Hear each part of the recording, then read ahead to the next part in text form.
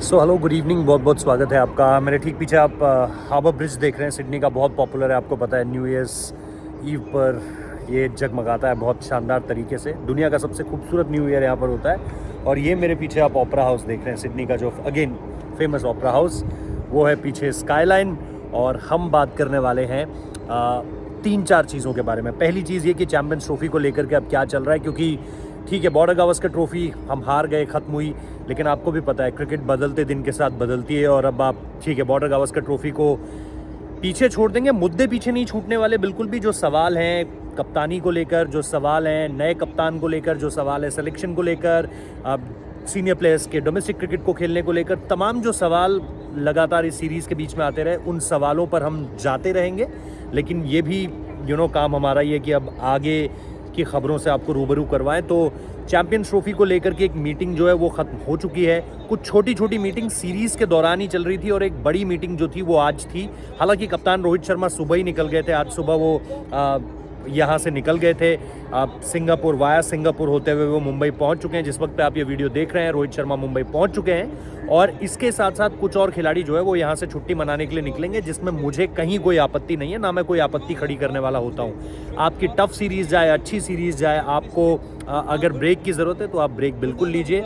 और मुझे नहीं लगता कि हमारी कोई उसमें दखल अंदाजी होनी चाहिए कि भाई क्यों छुट्टी पर जा रहे हैं, अभी तो सीरीज़ हारे। देखिए हमारा और आपका भी ऑफिस में अच्छा दिन जाता है, बुरा दिन जाता है। बुरे दिन पर ऐसा नहीं है कि हम सारी चीज़ें जो है वो कैंसिल आउट कर देते हैं। येस, ये चीज़ ज़रूर है कि फिर उन गलतियों को दोहराने वाली चीज़ें ना हो, लेकिन मुझे नहीं लगता कि हम किसी की निजी ज़िंदगी में जाकर ये तय कर सकते हैं कि आपको अब छुट्टी लेनी और अब छुट्टी नहीं लेनी।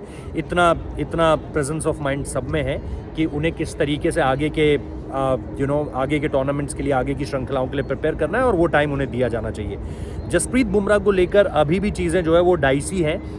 हालांकि ये उम्मीद की जा रही है कि वो चैम्पियंस ट्रॉफी तक फिट हो जाए पूरी तरीके से, लेकिन अभी भी उस पर एक पशोपेश कायम है कि वो खेल पाएंगे नहीं खेल पाएंगे।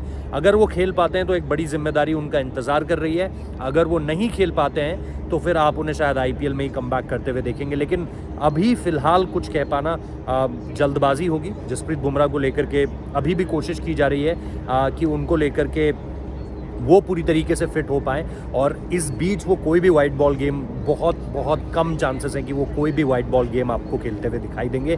मैं इंग्लैंड सीरीज़ की बात कर रहा हूँ, जो 5 और 3 8 मैचेस हमको खेलने हैं, उसमें शायद जसप्रीत बुमराह आपको कुछ भी खेलते हुए ना दिखें। अब इसमें जो दूसरी सबसे इम्पॉर्टेंट चीज़ है वो ये है कि क्या क्या बदलाव उसमें आपको देखने को मिल सकते हैं। देखिए, एक तो आप निश्चित तौर पर जो है वो चैम्पियंस ट्रॉफी में रोहित शर्मा को कप्तानी करते हुए देखेंगे, वो आपको कप्तानी करते हुए दिखेंगे। दूसरी सबसे बड़ी चीज़ आपको जो एक ऋषभ पंत की एंट्री आपको देखने को मिलेगी, क्योंकि ऑब्वियसली 20 ओवर्स टूर्नामेंट में उन्होंने अपना कमबैक कर लिया था, लेकिन 50 ओवर टूर्नामेंट में ये एक इम्पॉर्टेंट टूर्नामेंट होगा। और इससे पहले कि इंग्लैंड सीरीज़ का सिलेक्शन बहुत ज़्यादा इंपॉर्टेंट हो जाता है जब आप ऋषभ पंत को इस कैपेसिटी में आता हुआ देखते हैं। वो और केएल राहुल आपके 2 विकेट कीपर्स होंगे। प्रायोरिटी किसको मिलेगी, ये इंग्लैंड सीरीज़ से देखने को मिलेगा। हालांकि केएल राहुल ने कोई बहुत ख़राब नहीं किया है कुछ भी ऐसा। येस, फाइनल वाली उनकी और विराट कोहली की पारी, निश्चित तौर पर उसका क्रिटिसिज्म होना चाहिए, लेकिन उसके अलावा अगर आप देखोगे तो केएल राहुल ने कुछ ऐसा ख़राब नहीं किया है। दूसरी जो सबसे इम्पॉर्टेंट चीज़ है इस पूरी की पूरी बहस में, वो ये है कि और कौन से नए खिलाड़ी आ सकते हैं। हर्षदीप सिंह वापसी करते हुए आपको एक बार फिर से नज़र आएंगे इस पूरी की पूरी सीरीज़ में। और इसके अलावा अगर आप देखोगे तो कुछ नए नामों में जो मैं लगातार आपको कहता आ रहा हूँ, वरुण चक्रवर्ती का एक नाम हो सकता है, जिनके नाम को लेकर के इस वक्त पर चर्चा है। बहुत सारे लोग ये भी कह रहे हैं कि वरुण चक्रवर्ती को एक पर्टिकुलर सेलेक्टर जो है वो सिर्फ वरुण चक्रवर्ती की फिटनेस अपडेट देखने के लिए लगाए गए हैं कि वो क्या कर रहे हैं। गेंदबाजी में तो ठीक है, लेकिन फिटनेस वाइज वो क्या कर रहे हैं, उनकी मूवमेंट्स कैसी हैं ग्राउंड में, उनकी पूरी एक ओवरऑल रिपोर्ट जो है वो एक पर्टिकुलर सेलेक्टर को लगाया गया। नाम बताना सही नहीं होगा, लेकिन ये सारी चीज़ें अगर आप चैम्पियंस ट्रॉफी के लिहाज से देखेंगे तो आपको वहाँ पर देखने को मिलेंगी कि वरुण चक्रवर्ती का एक इंक्लूजन हो सकता है। इसके अलावा जैसा मैं लगातार कह रहा हूँ कि आपको फास्ट बॉलर्स, ऑलराउंडर्स और एक बैटर्स की यूनिट 15-16 की यूनिट चुननी है। 8 या 9 तारीख को आपको टीम आती हुई दिख सकती है। 12 तारीख लास्ट डेट है और 13 फरवरी तक आप अपने स्क्वाड में बदलाव कर सकते हो। सपोज कोई इंजरी एरर हो गया, सपोज आपने टीम तो चुन ली लेकिन इंग्लैंड सीरीज़ में भगवान न करे लेकिन कोई इंजरी हो गई, तो वो अगर आप चीज़ें देखोगे तो उस लिहाज से 13 फरवरी तक बदलाव किए जा सकते हैं। 20 को इंडिया को अपना पहला मैच खेलना है, 20 फरवरी की मैं बात कर रहा हूँ। तो इस लिहाज से अगर आप देखोगे तो बहुत सारी चीज़ें जिन पर डिस्कशंस हो रहे हैं और इस मीटिंग में इन सारी चीज़ों को लेकर के जो है वो चर्चा हुई है। इसके अलावा इन सारी चीज़ों को लेकर के भी डिस्कशंस हुए हैं कि यहाँ से आगे और क्या। हालांकि अभी टीम मैनेजर को बॉर्डर गावस्कर ट्रॉफी की एक रिपोर्ट सौंपनी है, जो कि हर सीरीज़ के बाद होता है, कुछ नया नहीं है उसमें। हर सीरीज़ के बाद आपका जो टीम मैनेजर होता है वो आपको आपकी एक रिपोर्ट सौंपता है कि इस पूरी की पूरी पर्टिकुलर सीरीज़ में क्या क्या हुआ।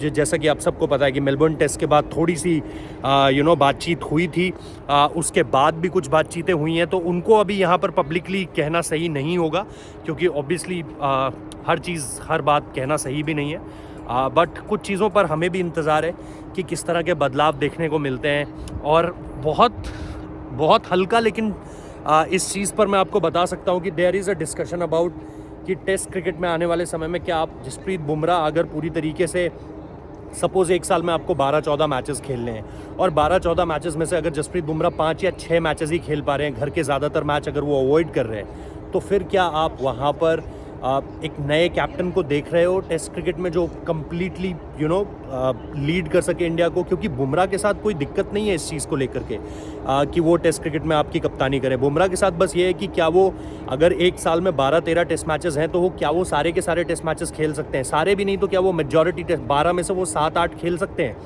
इस पर कहीं ना कहीं एक डिस्कशन है कि भाई सपोज़ अगर जैसे यहाँ पर ऑस्ट्रेलिया में 5 टेस्ट मैचेस आपने देखा कि उनकी बॉडी पर वर्कलोड का जो है वो असर पड़ने लगा कहीं ना कहीं। इसके बाद अगर आपको सपोज़ 2 टेस्ट मैचेस और खेलने होते या 1 महीने के अंदर 4 टेस्ट मैचेस की और कोई सीरीज़ होती या 3 टेस्ट मैचेस की भी कोई सीरीज़ होती। अमूमन तौर पर ऐसा नहीं होता है, लेकिन जैसे आपने देखा कि बांग्लादेश के खिलाफ 2, फिर न्यूजीलैंड के खिलाफ 3, फिर ऑस्ट्रेलिया के खिलाफ 5, इस तरह की अगर साइकिल बैक टू बैक आती है, तो फिर क्या आप उनकी बॉडी पर उतना प्रेशर डाल सकते हो?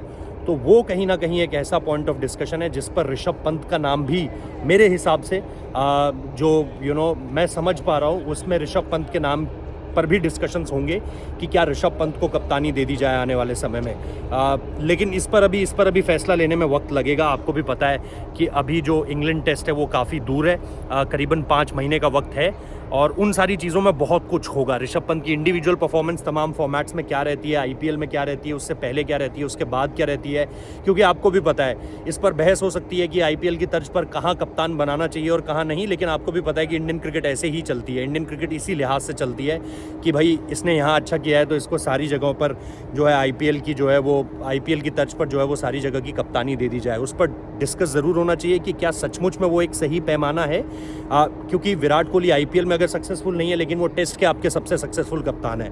रोहित शर्मा आईपीएल के सक्सेसफुल कप्तान है लेकिन टेस्ट में आपने उनका रिजल्ट देख लिया, तो वो चीज़ है। Same goes with Mahendra Singh Dhoni also. घर पर ठीक है उन्होंने नंबर 1 बनाया इंडिया को 2009 में, लेकिन ओवरसीज़ आप देखो उनकी भी बड़ी साधारण सी परफॉर्मेंस है। तो ऐसी कुछ चीज़ें हैं जिन पर डिस्कशंस होने हैं। जैसा मैंने कहा अभी कुछ प्लेयर्स यहीं पर हैं, यहाँ से आसपास हैं, कुछ ऑस्ट्रेलिया में ही हैं। स्पेसिफिक्स में जाना सही नहीं होगा कि कौन कहाँ छुट्टी मनाने जा रहा है, फ़र्क भी नहीं पड़ना चाहिए उससे। लेकिन यहाँ से जब एक बार सब वापस जाएंगे, तैयारियों में दोबारा जुटेंगे और चैम्पियंस ट्रॉफी की तैयारी होगी, तो फिर निश्चित तौर पर अब उस पर हमारी नज़रें हैं पूरी तरीके से।